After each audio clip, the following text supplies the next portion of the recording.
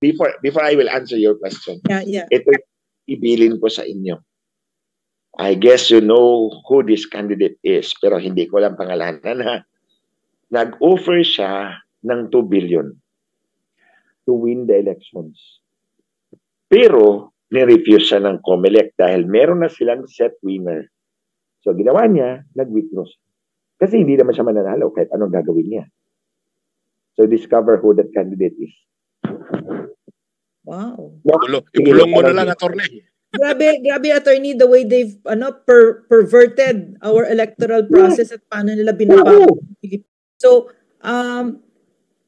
if the EU sides with us, if it's the cheating is so blatant, if it's found that it's so rotten, mahihiya sila? Are they going to back down? Okay. Yung lalaki, mahina ang loob. Mahina talaga ang loob ng lalaki. Ang babae, ang porsigido. Kumbaga, ang devil talaga dyan, ang babae.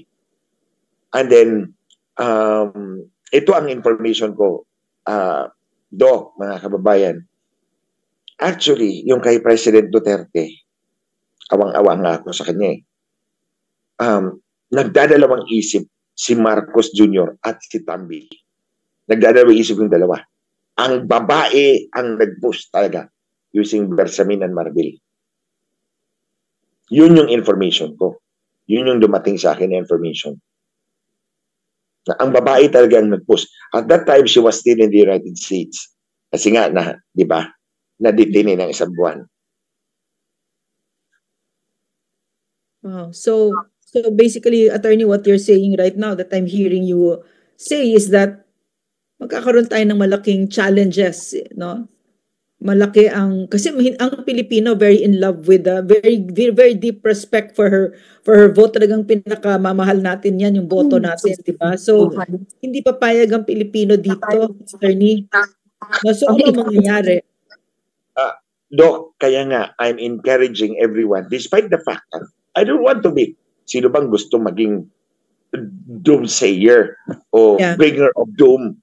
I don't really envy my position of itong nagsasabi na may daya but I have no choice because that is really what is happening. Pero ang pakiusap ko lang sa atin mga kababayan, we have to make that vote surge for our candidates. Para pag may vote surge tayo, there's a possibility na manalo pa rin yung kandidato natin like what happened to President Duterte.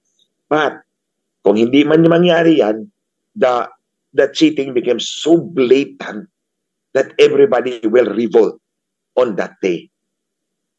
Kung yun nga, if you want to aim for the stars because even if you don't reach the stars, you get the moon. Yun yung ibig ko sabihin na kailangan tambakan talaga natin. Yun yung gagamitin natin word. Tambakan talaga natin ang boto.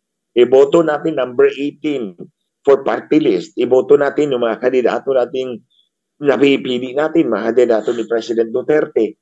So that kung dadayain man tayo, it's either hindi mag-successful yung kanilang daya or it becomes so successful but it is so blatant na it's already very insulting to you and me, to everybody. So, baka umabot sa punto na mawala talaga itong scourge of the nation na dalawang to.